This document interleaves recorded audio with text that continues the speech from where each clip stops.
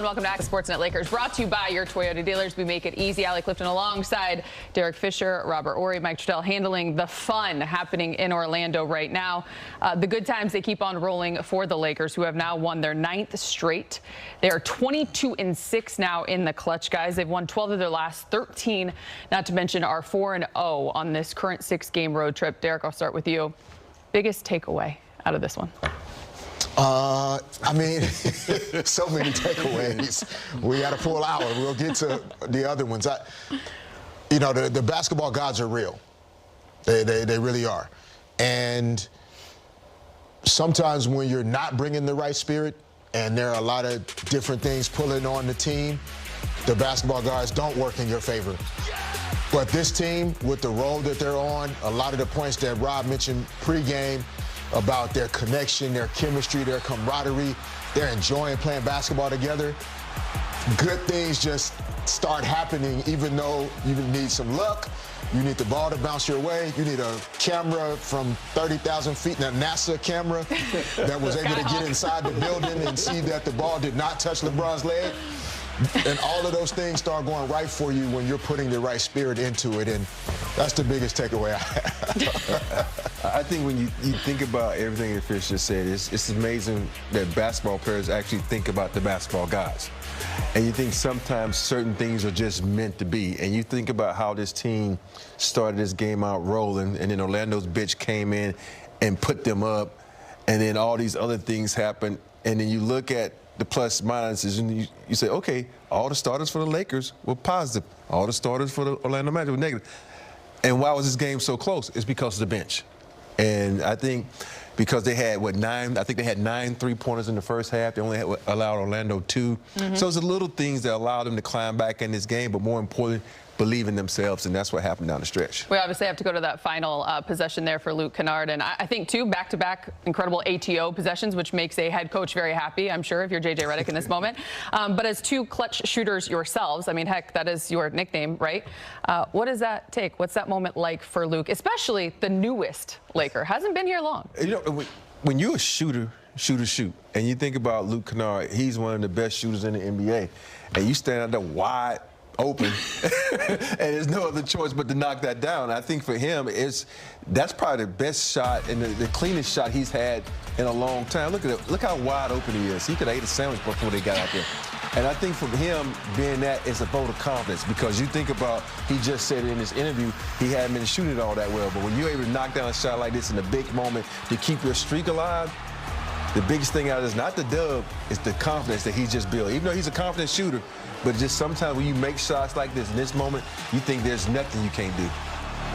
I'd also add, like Luka scored 12 million points in the last 48 hours. Literally. And the intelligence of including LeBron in both of the offensive actions to end the game, one from the sideline out of bounds, one from the baseline out of bounds, knowing that when LeBron is involved in screening action, one, he's a great screener. So the guy he's screening for is either going to be open, or in a lot of situations, the first time 2 guys ran off with Austin and LeBron was wide open. That time, 2 guys ran with LeBron and Luka Kennard was wide open. And so even just Luka's willingness to almost be a decoy in a situation where he scored more points than everybody in the building, and the willingness to just do what's best for the team to get the win. And again, great execution and confidence by the guys down the stretch. You know what I like best out of the happiest guy is the oldest guy. You see it in those videos right there. I don't think LeBron wanted to let him go. He was just hugging. That show you how the passion and the love he has for this game. You know, you can see some people at this moment say, "Oh, can I hug you once? Let's go to the locker room." But he's still like that. That's the child joy he has for this game. And I love seeing things like that. He's choosing to stay in the moment with everything, even when he's on the golf course, staring a gator down. I don't know if you guys saw that video. That was just from yesterday. I do want to say this really quick because J.J. Redick has sat down, but I heard you guys talking in the pregame, and you mentioned body language and what you're seeing, especially during this stretch. It's one thing to be on this streak and experience the winning and the magic that they are right now, but for a player like Luka Kennard, who you know you're going to need if you want to go places when it matters most in the postseason, for this team to see that kind of celebration and reaction, what does it tell you moving forward about the position that they're in right now? That there is trust within the group. you know, a willingness to just make the right basketball play. It's something that the coaching staff focuses on daily. They talk about it daily, and they've played the game that way. Yeah, Luka Doncic in that situation is wide open. Marcus does have to throw it to him, but if LeBron had been driving the basketball and two guys were on him, he would have thrown a hook pass back to Luka Doncic for that shot as well. It's very similar to the pass LeBron made to Rui in the corner in Toronto when he could have gone for the double-digit streak. And so all season long, in these moments, they've just tried to make the right basketball play that's needed for the team. And that trust, even sometimes when things don't work out or the ball doesn't go in, the trust is what will take them into April, May, and June, because they've been building on that all season. You know, sometimes when you sit in the second chair and someone takes your word, because I was going to say trust, too. That's the first thing that came to my mind. The trust that they have in one another, the belief that they're going to make the shot. So I can't say anymore because he took what I was going to say. You got to trust everybody on your team. If you don't trust them, it shows. And because you think about, I'm going to take, and I see you open alley, I can feel the distrust if I don't kick it to you. But if I kick it to you and you miss it or make it, and I still like, that's the trust that they have. And I think that's what the Lakers have now, that trust. You know why you guys were so aligned? Because I asked a question about winning. And how many rings do you have between the two of you? 12. Rob got 7. You just get it. Thanks for doing the math. Rob's got 7. He reminds us a lot. No, We're going to head back to Orlando. James. Orlando, it's time to hear from Coach JJ Redick. It's brought to you by your Toyota dealers. JJ, just first on the final shot, you had the view kind of right in line from where Luke's shot was. Just the kind of the emotions of it all, seeing the ball go up in the air and how the ball got into his hands based on what you were looking at to draw up out of the timeout. Yeah. So down 2, and we get LeBron open.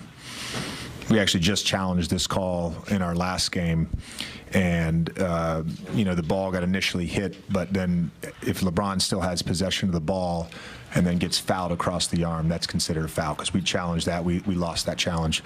So again, another night where explanations just get changed based on a whim. We had to overcome a lot tonight, and by that, you know exactly what I'm talking about.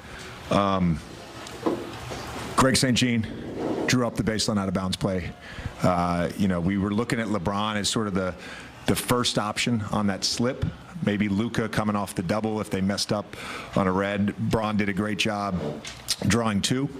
And I just, for Smart, he makes the first baseline or side out of bounds play, makes the right pass, perfect on the money to LeBron, and then on the baseline to have to go through your check downs, and then he recognizes that Luke was wide open as soon as he caught it and released it. Yeah, we knew it was in. We all had that perfect angle. It was whatever the highest grade on Noah is. It would have been that. We had that conversation a couple weeks ago about how many shots Luke makes in an empty gym, right? And there's probably nobody in the world, right, who's going to knock down more than those. Even he said 1 or 2 more than you. How do you feel for him getting that moment now after all the moments on this road trip from other guys? I'm really happy for him. I really am. Him and I had a great conversation this morning.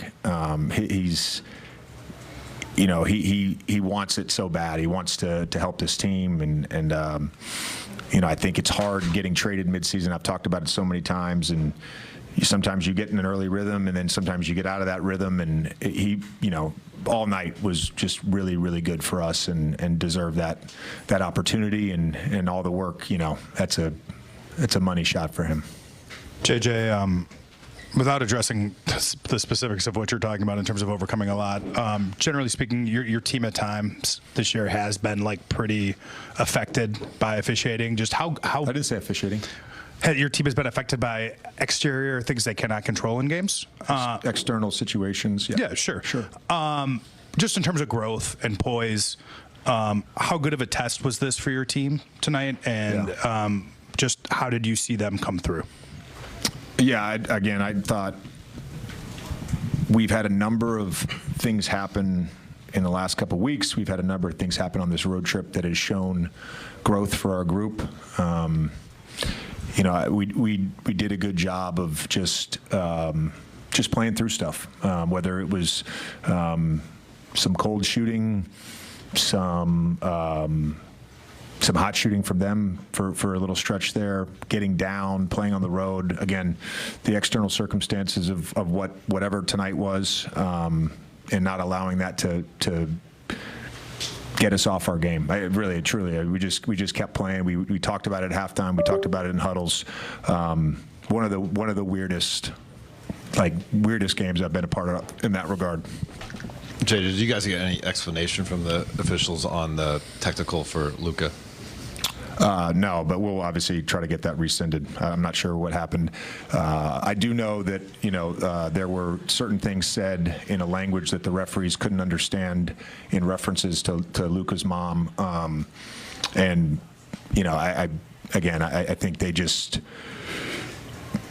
Austin gets targeted 3 times by Carter. Like they didn't have a real good control of that basketball game. And the win streak's now at 9, and you guys done it in a variety of ways, but have the same end result. What's this felt like to ride this wave at this stage of the season? Man, that's a good question. Every stage of the season is exhausting for different reasons. This week has obviously been a lot in terms of the intensity, the preparation, the travel. We've got 2 more games on this trip. We get to go home for a little bit. We've got our first 2-day break in between games, not counting All-Star break since December 27th, an opportunity to practice, which is exciting. It's all felt, I think, rewarding to see the growth for the group, but it's on to the next thing. There's a lot we can get better at from tonight. There's a lot we can get better at from Miami. I do think growth-wise, I thought our defense in the second half was on par with where we needed to be. But yeah, it's all kind of blends together, and you got to enjoy the good moments. It's really good when you don't have to talk about the situation going on with Luka Doncic right now regarding picking up his 16th technical foul in this game, which according to league policy means he will be suspended for the next game played, which would be versus Detroit on Monday. However, JJ just mentioned they'll try and figure out to see if they can get that rescinded. If not, nonetheless, obviously that's a situation that's on their hands right now if he does miss. But you did mention, 12 million points in the last 48 hours for Luka. He is at 133 over the last 72. So despite he had himself a performance, obviously got going early, but you got to factor in the situation and the facts that are at hand right now. Yes, and the reacting is always going to get you in trouble, right? There's a way to respond to what something that is said or something that is done that may be disrespectful to you or your family, etc. And if you're aware of the circumstances, you have a choice to make. Mm-hmm. He made the choice to react in the moment. They can win the game without him, to be honest. If he doesn't play on Monday night, that's just the reality of it because of the situation that they're in. The Pistons won't have Cade Cunningham. The Lakers have enough on their roster to still get it done. And then you just move on to the next game, and you don't overthink it. They'll go through their process of trying to see if they can get it rescinded, but it is what it is at this point. I want to see him get it rescinded, not just the fact that Luka's on the roll, but I'm thinking more for him and the role he is as far as MVP. This is one of the key games, especially going up against Detroit, who's, the top team in the East.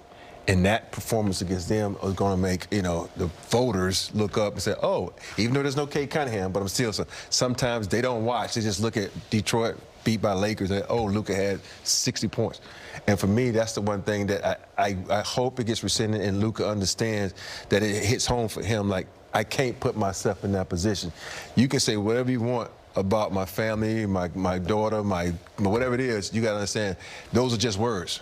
Words aren't going to bother you, but getting that L on him is going to bother him more than those words. And so I think that's what this situation can put Luka in the mindset, like, oh, I got to be more presence of mind not to get out of my character and be better. Yeah, because 2 things. One, once I know that about you, there's going to be somebody in the playoffs that'll do the same thing. Yep. to get you to react, if that's what it takes to get you a technical or your 5th foul or whatever, 6th foul, whatever the situation may be. Secondly, when the NBA does go through the process of determining whether to rescind it or not, they're going to talk to the big guy, Bataze, and get a statement from him, ask him what he said, make sure that everything is known, the facts. And depending on what he said, if he tells the truth, or they may ask other players that were within earshot of the conversation, they're going to talk to the referees about what they may have heard. It's possible it is rescinded if they feel like what was said was derogatory enough or negative enough that a player should have a little bit of leeway to say something back. But I always laugh because I've watched certain players, I ain't gonna call them name, Draymond Green, that says things to the refs and they let it slide. But when you say things to another player and there's no pushing or shoving, you want to call it double take on the players. Stop taking money out of the players' pockets by calling that. And when you let another guy just talk to you like directly to you, crazy. That doesn't register in my mind sometimes, Allie. I know I ain't the smartest guy, but that right there was one time don't make sense. that it was given, and it costed him a pretty big playoff game from the Ohio girl herself. Nonetheless, something we'll keep an eye on, as Luka did pick up, as it stands right now, his 16th technical foul of the regular season. Let's get you to Orlando. Check out the highlight of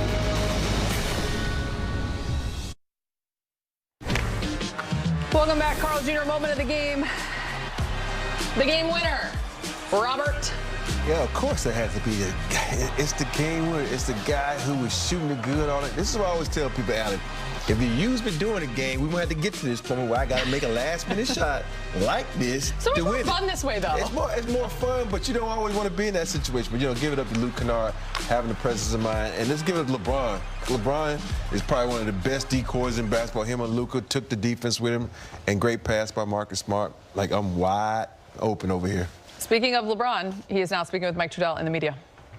Well, quite a sequence of events there. And the first inbounds pass, you getting it, and then I guess the no call, and then getting possession back with Paolo, and how that ending up with a wide open 3 for Luka KENNARD. Can you just kind of take me through the swings there? That's how I was supposed to go. Missed call, and obvious missed call. They missed the call, and turned out the best for us. We was able to hit a 3.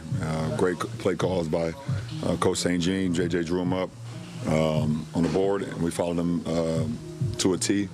Marcus made all the reads, and obviously Luke nailed it.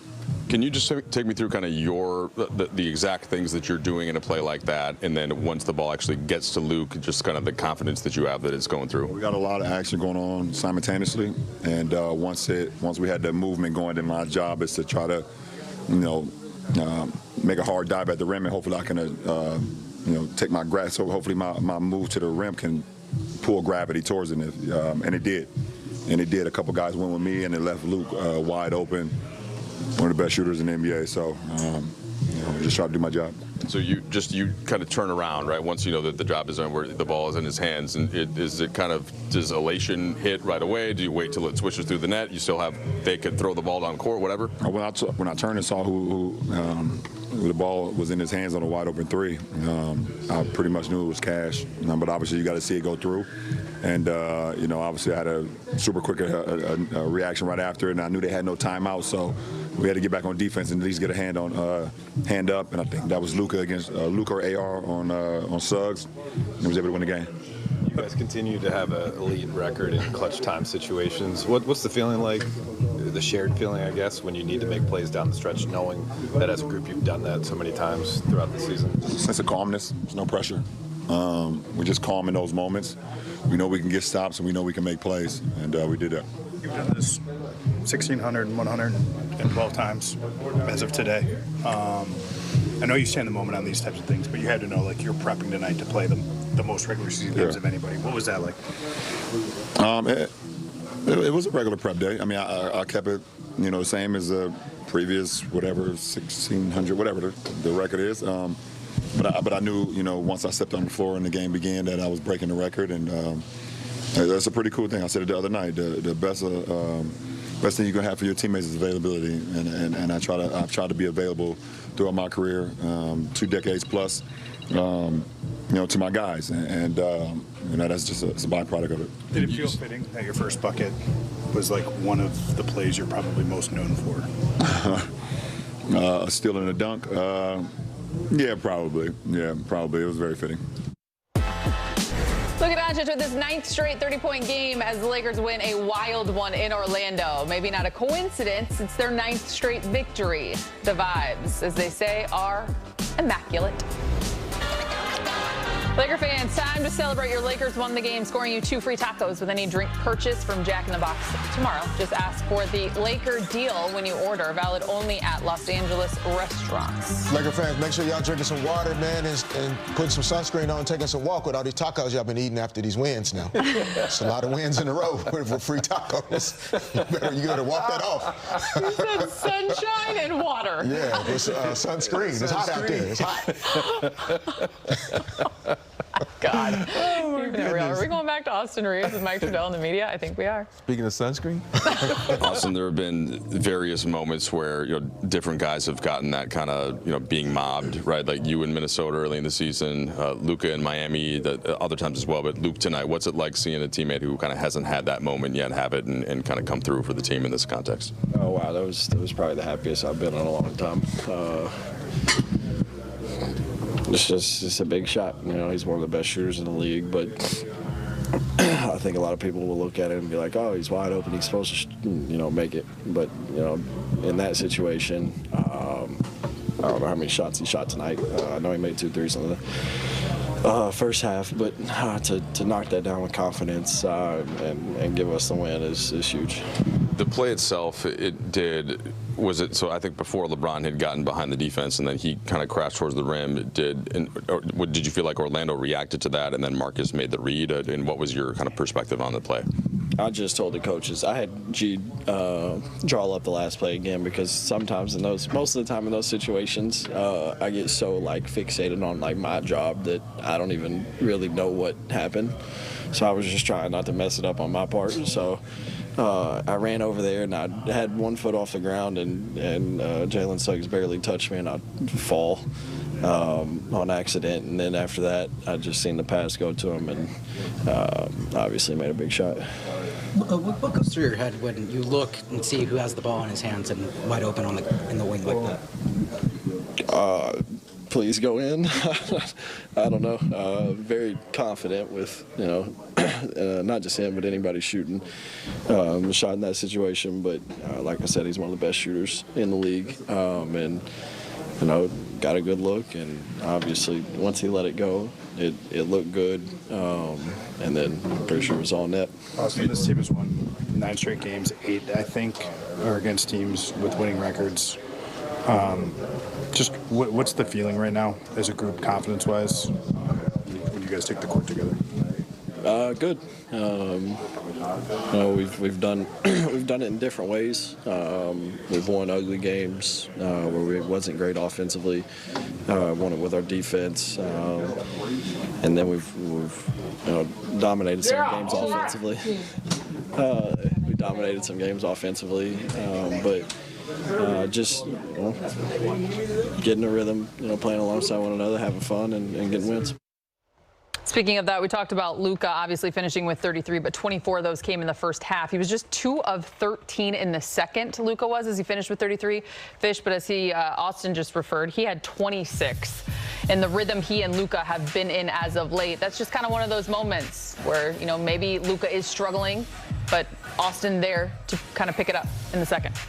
Yeah, I mean, Luka's degree of difficulty in some of his shot making, even when he's playing well and shooting the ball well, he takes really difficult shots. So there are going to be nights or halves in a game where those shots aren't falling consistently. And so Austin's ability to pick up the offensive workload, not just in terms of scoring the ball, but putting pressure on defenses, getting 2 feet into the paint, being able to create plays, get to the free throw line is really impactful.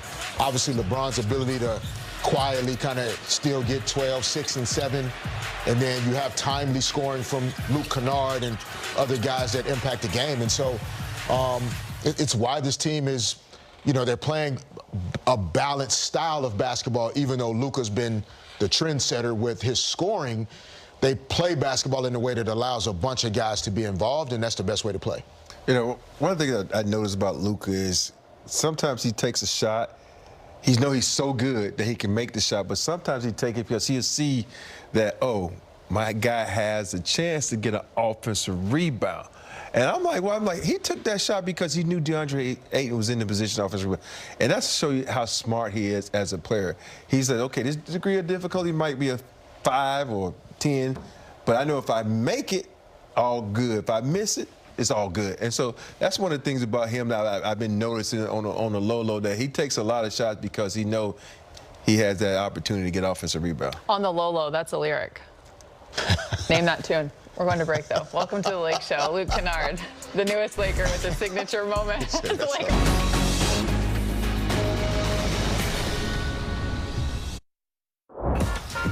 Take a look at the scores from around the association. The Thunder get a big win over the Wizards. The Rockets take care of the Heat by 1. Hornets doing their thing. Hawks take down the Warriors. Clippers over the Mavs. Spurs handling the Pacers. Luka Doncic speaking at the podium. Luka, can you first just kind of take us through the emotions of when you see a teammate come through like that, the ball's in the air, you got mobbed in Miami, and to be able to kind of go do that for Luke, it was, been trying to have a moment like that. It was pretty awesome. I saw Smart under the basket, like saying it's good. So he looks one of the best shooters in the NBA. So we had the whole confidence in him. Was a lot of guys that made a great play. LeBron with the cut to make him open, Smart with the pass. So it was beautiful to see. Certain things that didn't go your way as a team tonight, whether it was certain calls or just the way that the ball bounced. How do you feel then seeing the ball go in and 9 straight wins and just kind of continuing the momentum you've had? It was pretty impressive. I think I played terrible. The team, I think, we didn't play good, and we still to come down to the last minute of away game to win this game was pretty impressive.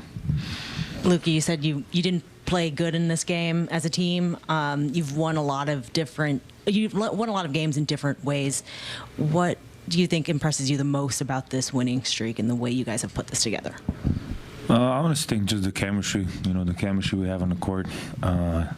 There's some time, we struggle to score, we struggle to defend, and we just come up with things that, good teams do. And I would say the chemistry is at the top. We're trusting each other, and that's awesome to see. Luka, going back to the Orlando loss, that was a last-minute play that didn't go your guys' way. How do you think the team has grown since that game, and kind of bookending it from then to now? How do you think you guys have grown? I think we're in a way better spot. I think we're fighting. We're putting the effort in. Like I said today, I don't think we play good. We still come up with a win in the away game. But since then, this 9-game streak has been awesome. We all enjoy it. I think we're all having fun on the court, and that's awesome. Luka, I know you've been really focused on not picking up that 16 technical. You got called for one tonight for talking to Goga. Just what happened there, and are you hopeful in some ways that you'll be able to play on Monday? I'm definitely hoping. Obviously, I let my team down. Getting that last stack, but honestly, I wasn't trying to. He set it free. And at some point, this is basketball court. At some point, I just can't stand. I got to stand up for myself. But I know I got to do better. My teammates, I know they have my back, so I let them down today. But I hopefully it get rescinded. The rest in here, what language did he say? It was in Serbian. Oh, wait, that's the last one. You're done? All right. Thanks, Luka. Thank you. So we've now heard, obviously, what was exchanged out on the floor. Your thoughts there? Well, he said it best. He said he has to control his emotion. He does, because you don't want to get the rep of people can get you to get off your game by saying things to you. Because one thing about NBA players and what we do everything to try to get you off your kilter. And sometimes you try that and it backfires and it lights a fire on you. And sometimes I think in Luka's case, it lights a fire on him. But I think in this case, it kind of bothered him because he didn't shoot it that well after this moment. And so I think, all of some other stuff that's going on that sometimes you, as players, you got to stand up for yourself. You just can't let someone, as we would say, talk crazy to you, Allie. You can't let that happen. Ditto. I mean, it's just there are moments, right, where yes, you're responsible for your ability to manage how you respond and react. You don't want to put yourself or your team in a bad spot, you know. But these are adult men, and there are times where yes, you're trying to maintain the fact you're an NBA player, but you're also a person, a human being first. Like, your job is to play basketball, even though it's not really a job, it's what you truly love to do. But you're a human being first.